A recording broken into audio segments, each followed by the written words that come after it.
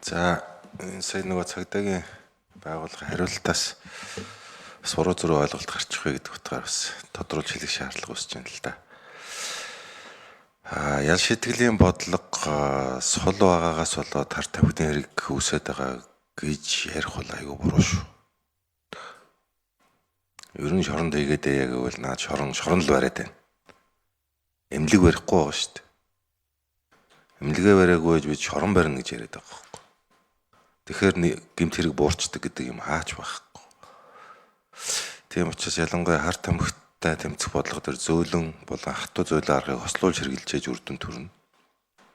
Харин зохион байгуулалттай хүчтэйг ерөөсөө барихгүй байгаа шүү дээ. Өнгөрсөн хугацаанд нэг ч том зохион байгуулагч баригдаагүй. Дандаа хэрэгэлсэн урлаг соёлын оддыг урдаа гаргаж том гэмт хэрэгтэн мэт харагдуулж олон нийтийн бараг нэг бодлын сурчлагаач болоод байдаг юм шиг байна тэр. Ингээд байгаа тал байгаа. Тийм учраас одоо бол бид хар тамхитай тэмцэх бодлого дээр илүү ухаалаг бодлого барих хэрэгтэй. Энэ ухаалаг гэж ярьж байгаа гэж цаана ялын нэмээд 20 давил буурчна гэсэн юм байхгүй шүү. Энэ бол гэмтийн бодол судлаач нотлогддгүй. Ер нь бол тэр архитай дайн зарлаад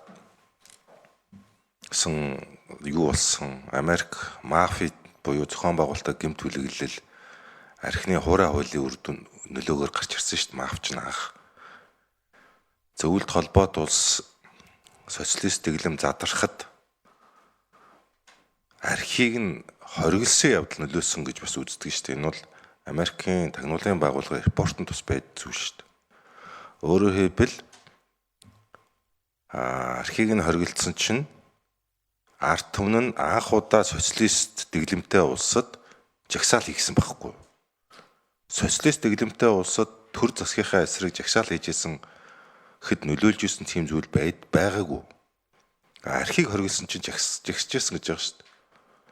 Тэгээд ард иргэд төр засагтаа сэтгэл ханамжгүй ийм байдал тархаад яг энэ агшинд нь ер нь одоо энэ дэглэмийг нураах цаг нь болж байгаа гэдэг ийм репортыг тагнуулын байгууллага нь өгж ирсэн байдаг байхгүй.